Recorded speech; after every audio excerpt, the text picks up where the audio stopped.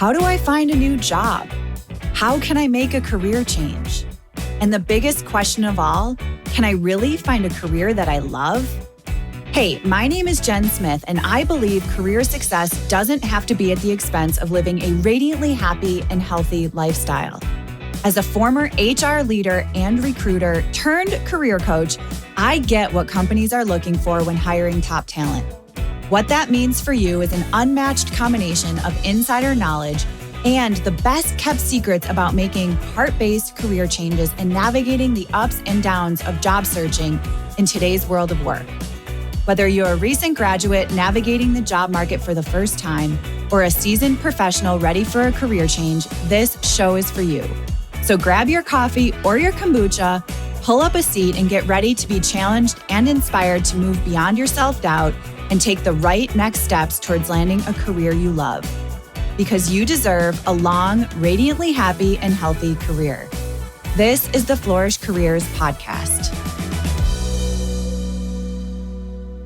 Hello, and welcome back to the Flourish Careers podcast. I'm Jen Smith, your host, and today I'm thrilled to be here for another installment of Flourishing Together, a monthly segment dedicated to curated conversations with industry insiders sharing wisdom and strategies for improving your work and well-being. And today, my friends, you are in for a treat. I am here with JJ DiGeronimo, a career strategist, lightworker, and award-winning author of 3 books. Formerly a leading woman in the tech industry, her work has been featured in Forbes, The Wall Street Journal, and Thrive Global, my favorite. And her latest book, Seeking, provides 74 key findings to raise your energy, sidestep your self-doubts, and align with your life's work. This book has short, digestible chapters and practical tips. I've previously read the book and highly recommend it. Fun fact, when JJ and I first connected on LinkedIn, we found out that we grew up in neighboring towns here in Western New York, which is such a fun connection. So JJ grew up in a town that's about 20 minutes from where I am today. And it's so fun just to always have another Buffalo connection out there. So JJ, welcome. It is so good to have you here today.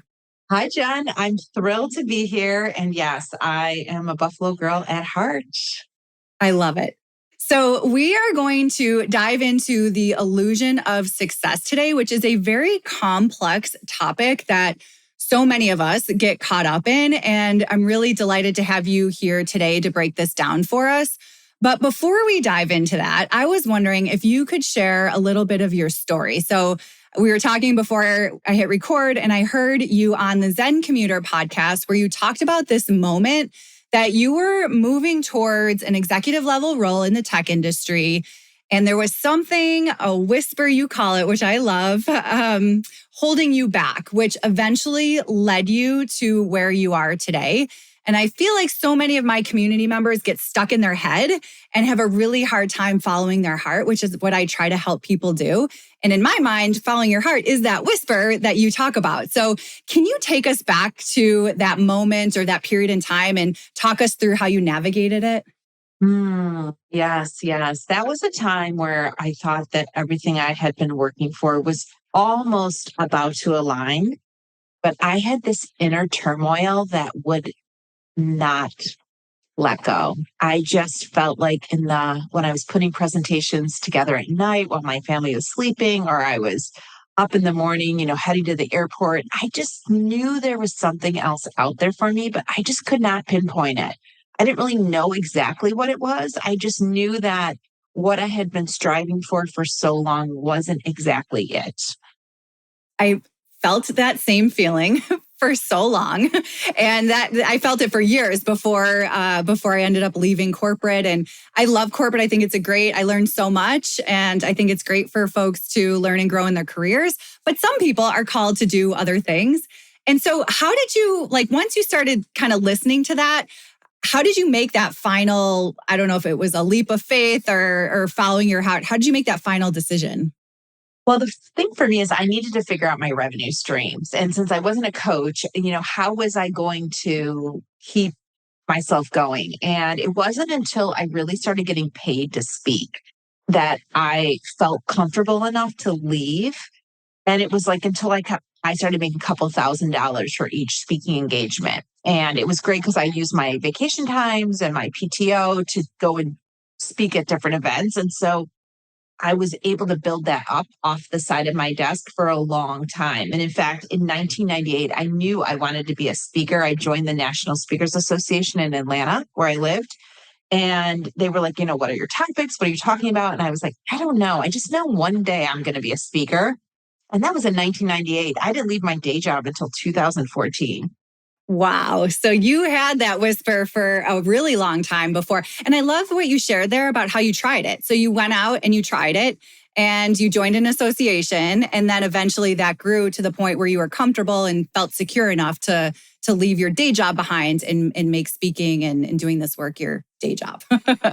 Yeah, and I worked in tech. So I also had a lot of stock, a lot of bonuses. I just kept literally stashing it away. And I started my company with like $20,000 and I've never taken another dime out. Like that was my investment in myself, is that's what I was going to start with. I would say I've not yet made my tech salary, but I really had to learn how to get rich from the energy I was creating and the work I was doing. And that was a huge obstacle for me in a lot of ways. Is like I used to define myself by my salary, my title, the company I worked for, the customers I worked on. And when I let go of all of that, that was really where my profound learning came from. Because when you strip all those things away, especially things that you pride yourself on and align with, and all of a sudden they're gone, a lot of us have these like tower moments where we're just trying to figure out, like, did I do the right thing? What the heck am I doing? Society says this is not right. Mm-hmm. Did you struggle with that too? Oh, 100%. It took me forever. It was like a huge identity shift, really. And the same thing happened with me. So I love that you shared, the moment that you started speaking and you got paid for it. And I felt the same way when I started career coaching. I was like, oh, people will actually pay me for this, and then it's like, oh, maybe I really can do this. And so you start kind of building that up until you're ready to make the change. But society tells us what we should be doing with our careers, and we have to pick a major and follow this path or this ladder. And I always say, like, what if my ladder was on the wrong wall? I think it was for a while, so let's kind of get into that a little bit more around this illusion of success. And so many people are caught up in their ego and this thing, or chasing the wealth and chasing the titles, that they can't even pause really to figure out what would bring them the energy that you were talking about. So can you talk to us a little bit about that and maybe your perspective? Yeah, I mean, I grew up with no money. So I think that's like the first thing, is like I didn't want to live without money because it was such a sore point in my house. I mean, we didn't have money to birthday parties. We didn't have money to do a lot of things. And so I started working at an early age. And it's not so much because I had so much to do with my money. I just I didn't want to live without it. So even when I went to school, I'm like, what degree gets paid? Because that's the degree I'm going for. And at the time it was computers. And so I talked about in great detail 3 chapters in the book, Seeking, about money and how money, the frequency and energy we give money, and what we do to get it, and what we do with it, and how it defines us. And that was one of my huge, profound learnings in the last decade, is how and what do I give money? What do I do with money, and what frequency I give it? So that's like a whole section and pillar that I think everybody should spend some time getting to know their relationship with money. Mm-hmm. Second, the success is such an interesting thing because it's not really defined in any which way. It's just a series of things we're reaching for. And that could be a title. It could be a level. It could be a salary. It could be a customer. And it's funny because as soon as you get to that, it seems like the carrot moves. And I am over 50 now. So I've been watching myself chase success for a long time. And I believe it's an oasis. I believe anything you're chasing external is an oasis. And what I learned my most profound lessons when I left corporate, because it really forced me to be in my own skin, my own self. And I had to do some really deep seeking and searching of who am I? How do I define myself? And what am I really? What's my value to the world? And I think for so many of us that are in roles that we're working so hard, we too may be struggling with the same questions. But I know once I jumped out of what defined me into my own space, it like came crashing down those lessons that I had to really dive into. And I wasn't going to move forward until I was able to really do the inside job. Yeah, I talk about heart-based career planning, and it is an inside-out process. And I like helping people with alignment in their careers. And not everyone is made to go out on their own. But if we can have more alignment in what we're doing, it can generate that energy to help you move forward with a little bit of purpose and a little bit of intention, which obviously we know career spills out into all aspects of our lives. And so I love helping people with that. I'm glad that you mentioned that realization of this moment of, hey, I've got to pay attention to what's going on in here before anything else is going to feel like an achievement. And I think the piece, like going back to what you were saying around the finances, this is such a big thing that holds people back from making a change. I hear from people all the time, like, oh, if I'm going to make a change, whether it's just a change in industry, change in role, change out of corporate, whatever it is, I'm going to have to take a pay cut. Almost everyone I talk to about change thinks that they're going to have to take a pay cut. But I always challenge that and just say, hey, what is your financial runway? So you mentioned having $20,000. I had a financial runway. I gave myself 6 months, and I'm going on year 5 at this point. So I've always said like 6 more of a 6. So what is your financial runway that will make you feel comfortable, but also what is enough? So I talk with a lot of people around what is enough that's going to give you the lifestyle and how you want to live your life versus just chasing some arbitrary number, always thinking you need more and more and more. So I don't know if you've ever thought of it that way. Oh, definitely. And I think I get everything I need, not always directly through me. So one of the lessons I had to learn is like, I felt like I had to touch and earn everything that I basically enjoyed and benefited from. And things come to me indirectly now. And I needed to shift my thought process of how I receive. And that was also a huge lesson for me, is like, Yes. I really get access to do so many things that I probably would have had to budget for before, but just come to me through different people and different experiences and the places I get to speak and the things I'm invited to. So it's just so funny how much you really have to shift the inside to appreciate and drive on the outside. And I just want to clarify that nobody has to start with 20,000, but I was getting ready to write my next book. And if anyone has written a book, I mean, it is a $10,000 to $20,000 investment. So that's why I had to have that much money to start writing my second book, Accelerate Your Impact. And had I not had that on the horizon, I could have started with much less. Absolutely. And I think that, that number is going to be different for everybody. I really appreciate you sharing it with us just to give, some folks a different perspective. I think that's really helpful. But what you're talking about here with energy is just so awesome, because I think when people can recognize the energy that they're feeling when they're doing something they love, regardless of the dollars, it's more of like, I'm doing this opportunity that I love.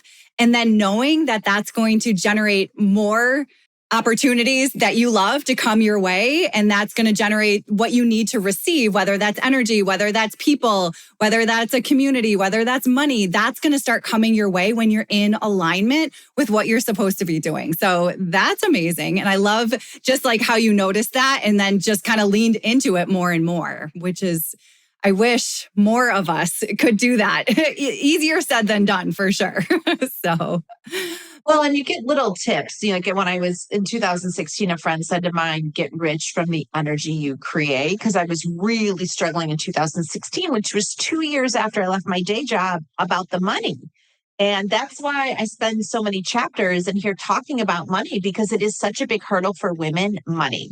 So mindset, money, relationships, and expectations are like the 4 biggest hurdles for women to shift. Definitely. I feel like I have those conversations with folks on the daily, when in talking about career, because it meets all of those aspects in career and outside of career. So 100%. I'm glad we have people like you that are writing about this and willing to share because it's really important. So everyone listening, go get the book. I'm telling you, we'll add it to the show notes. Get the book. It will definitely help you. So we talked a little bit around this illusion of success, and I'm air marking or quote marking success here. A lot of the stuff that we see out there, in my mind, is really misguided. And there's sometimes this short-term gratification with it versus the more intrinsic value. And that's kind of some of the stuff we were talking about. But do you mind sharing, and this can be either just based on your research or personal stories around these external markers and this false sense of achievement maybe that you've experienced or you've seen people experience? Well, I don't want to discredit what people are running towards because I feel like for many of us, it's something that's really important to us. And that's why we're running towards it. And oftentimes it's to feed kind of where we think we should be or what we think we should go to next. And I think for all of us, like moving through that is super important, but asking yourself why. Because my why oftentimes was not because I guess my why I didn't realize until I got there. So when I got to the next level, I thought I was going to feel all this joy and satisfaction, but I didn't. I didn't. And it left me then as soon as I would get that next carrot, that next level, I was already focusing on the next level. When I get to the next thing, I'm going to feel it. And I just felt like it was a very exhausting treadmill I was on of just trying to get there all the time. And once I started doing research on women in business, which is really my area of expertise, I realized that so many of us check our knowing at the door. And so we both have this masculine and feminine energy. And a lot of us are living in that masculine, do, be, get, achieve, get there, whatever it is. And we really leave this like knowing, intuition, collaboration, intuitiveness at the door because there really often is no place for that in corporate America. And so when you think about that, I essentially was leaving half of my toolkit at the door, yet expecting to go in and deliver it 120%. And so I was exhausted. I was often misaligned, and the things that I thought were going to make me happy didn't. Mm-hmm.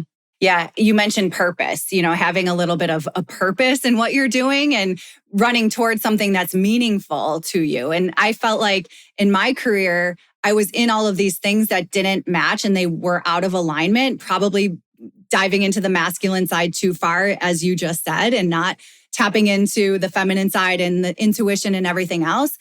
But I always felt like I was running away from something. So I'm like, oh, this isn't a fit. I'm going to run away from it and go to the next thing. And then I'd get in the next thing and be like, oh, this doesn't fit either. I'm going to run away from that and go to the next thing. But I never really paused to tap into that intuition to figure out what would be in alignment and what would be part of my why in order for it to make sense. And so I think that's also something, if you can pause and figure out something purposeful and meaningful that you're running towards, it can make obviously the world of a difference. And a lot of people don't know how to do that pause or take a moment like that and, kind of really figure it out like I did for 15 years. I just kept running to the next thing and I didn't really have any purpose or any reason. I just thought the next company was going to be the savior, Well, and I think it's really what I strive for now to discuss is like you can keep stretching outside of your body to get there, or you can still keep working, whether you're corporate or for yourself, but really working from the inside out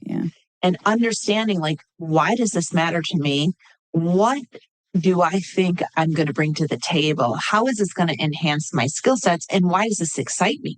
And I do so many different charts and strategies for business women to really figure out how do you get into your alignment, because we're taught from such an early age to stretch outward and be what is expected of us and be the helper and get it done. And this is how you get the grades. I even see it with my daughter in high school, like the most silliest thing. Like she wanted to get out of school yesterday to do something that was more of a self-care thing because she was getting this big award today. And they were like, well, do you really need to leave school with that? And I'm like, she's hitting on all the marks. She's getting this award. Like, if she feels like she needs a timeout to get something done, like she should learn how to do that for herself and not keep grinding because that's what's expected of her.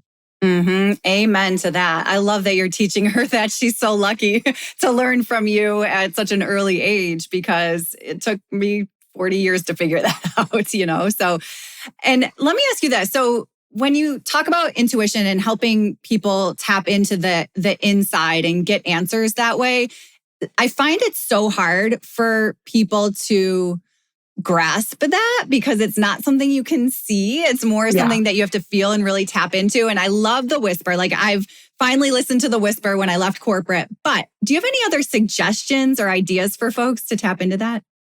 Yeah, it's funny because I have a podcast called Together We Seek where I interview energy practitioners. And 2 weeks ago, Catherine was on and she talks about standing still and asking yourself a question. And if your body leans forward, muscle testing. Yeah. Yes, it's a yes. If your body leans backward, it's a no. If it doesn't do anything, you need to ask a different question on the same topic. And I think you can use your body as a tool to kind of give you guidance on whether you should lean into something or away from something. That's number one. Number two, I use nature. I'm a big advocate of going outside and stating what I'm working on. So I'm always working on retreats and different gatherings. And so I'll go outside on my front porch and say, okay, I'm putting this retreat together. This is the day. These are the practitioners. This is the potential title. Am I in alignment? And it is amazing how many times the birds will start flying by or chirping, or the wind picks up when there's no wind. And so I think anything you can do to kind of test what you're leaning into, whether it's your body, whether you use oracle cards, whether you go outside, whether you just like sit in the sunlight and wait for like a sound or a noise or something. I think you can get validation a lot of different ways and just figuring out what that is for you. Oh my gosh, I wish people could see me right now. I'm like smiling so big and nodding, and I couldn't agree more. I do muscle testing all the time. I've done it today, like probably 10 times. Like, I always do that. But one thing I want to mention too with muscle testing, some people's yeses is different. So sometimes you have to start. So if you're going to start with this, I always suggest ask your body to give you a yes. And whether you move forward or backward, that's your yes. And then ask your body to give you a no and figure out what that is for you. And then just keep practicing and practicing and practicing, because all your answers are inside. You just have to know how to get them out. And so muscle testing is huge. My favorite. Love the nature piece. So I get all my answers when I go for walks in the morning. I try to walk during the sunrise, and it's just such a magical time. And everything just comes to me that way. And I love the synchronicity. So I call these divine winks. So you're getting a wink from the divine, from the universe, that you're on the right path. And those synchronicities, I get goosebumps just talking about them, because they're so much fun. And once you tune in and you notice them, you're going to start noticing them more and more. And those are your answers. So it's not these external things that are giving you answers. It's the internal things. And even oracles or doodling or any of that kind of stuff is going to bring you something. So thank you for bringing that up and sharing. It's like one of my favorite things to talk about. I think that's great. And you can use the pendulum too. Yes. I love the pendulum. Oh, yeah. I just gave that away as a gift. And people are like, you can use your own body energy, and you can. And I think society tries to get us to forget that all our wisdom comes from within. And discussions like this, even if they seem foreign, your body's listening. And I think like that there's so many of us that know that we have something more, or know that we have more in us, but often we are not comfortable with how to access it. And I think these conversations might just put a little tickle in your ear that you go back and visit 3 years from now. Yes. I love that you mentioned the pendulum. I'm going to share an inside secret that I don't think I've ever shared publicly, but my dad, he is also an energy healer, and he uses a pendulum, and he has worked with so many people. He's completely booked up. You will not find him online. He always says you have to suspend your disbelief. You have to suspend your disbelief about what's happening with pendulums or with the divine winks or with the whispers, because it's all true. But it's like we're taught not to pay attention or not to understand those things. And so you have to suspend your disbelief and lean into it, and amazing things happen. So I have a question for you. We're going to totally switch gears here, because I have to ask this question because so many people struggle with it. So when you're talking about society and success and superficial stuff, social media is a thing, and it holds so many people back, love it or hate it. But I would love your thoughts on that constant comparison that's out there, or maybe you can even share how you've gotten beyond that or how you've helped people get beyond that. Well, first, I just want to say, like, I think it's amazing that you grew up with an energy worker. I love that. And I just think like the work that you're doing now is now showing threads of why all this is coming together. So that's super exciting. It's the funniest thing, but even though I'm on social, posting things I'm working on, I could care less. I've gotten to the point in my life, and if you do any birth charts, which I do, when your Chiron goes around, which is near the age of 50, like kind of a lot of your apprehension and your desire to meet the standards other put on you kind of starts to fade away. But even before that, I don't know if it was my mom that was always like, you can only focus on you and just don't pay attention. And I think for many of us, like, you only have so much time in a day. If you are comparing and reviewing and scrolling for hours at a time, like, you deserve better. You deserve better. The TV, the social media is just an absolutely huge distraction. And you need to really claim your space and your energy. And you're not going to really raise your energy by watching TV or scrolling through social media. So if you're down in the dumps or not feeling your best self, the best thing you can do is start listening to motivational podcasts like this one, listening to inspirational books, being in inspirational conversations, because you have to raise your frequency or your energy level up to really get momentum to leap into what is calling you. And I will tell you that social media is really just an energy zapper. It is completely. And one of the things I'm kind of reading between the lines here too is I'm just like the words around prioritization, like you have to prioritize yourself. And when you're doom scrolling or watching, 10 episodes of a show or something like that, you're really not prioritizing yourself. You're just kind of wasting your energy, and wasting an energy in a way that's making you feel bad about yourself is not worth it. So some people like social media. They like that. Like, I like the connection. I don't get sucked up in it. I like Instagram. I like the photos. Like, I like it and I recognize that. But email is something for me that was draining my energy. So I took it off my phone. I'm like, I'm not going to waste my energy stuck in my inbox when I want to be out in nature, when I want to be with my family. Like, that's just not something I'm prioritizing. And so it's very hard to prioritize yourself. But once you do it and you recognize how you feel after 10 minutes of scrolling versus after 10 minutes of being outside, there's a big difference there. And then you want to do more of it. But it starts with prioritization. So thank you for sharing that. 20 minutes, I look through Facebook. I want to see what my high school friends are doing. Totally. I want to see what my light worker folks are hosting. I mean, but I'm not spending 3 hours on social media. Exactly. Yeah. Exactly. Yeah. Yep. All right. As we wrap up, JJ, would you mind sharing? I always ask people about their flourishing favorites. So a book or a podcast or resource that has really made a significant impact on you and your career, and why you would recommend it to our listeners? Gosh, I have so many. But I guess my favorite author was, that really got me on this path is Rebecca Campbell, Rise, Sister, Rise. And that's one of my favorite books. I think one of my favorite meditators on YouTube is Steve Noble. Absolutely, absolutely love him. And one of my sort of guides, I would say, on why we're on the planet and what we're supposed to be doing here is Esther Hicks. Ooh, yes. Good ones.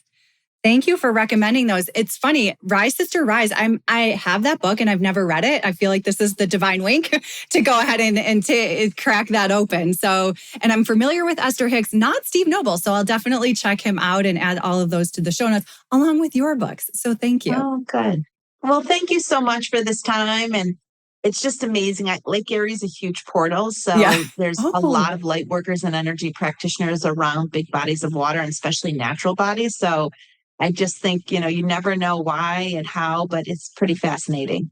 Amazing. I never realized that or thought about that, but I love the connection. And for listeners, I'm in Buffalo on one side of Lake Erie and JJ's in Ohio on the other side of Lake Erie. So we have this amazing body of water between us, which is a really cool thing to think about as we're talking about this type of work. So JJ, it's been such a joy talking with you. The illusion of success and people getting into alignment in their lives and their career is a topic that just really needs to be brought to the forefront. So thank you so much for sharing your wisdom with us and for writing your book. And everybody needs to go get the book. And let me just ask you this. If folks would like to connect with you in the interwaves, where can they find you?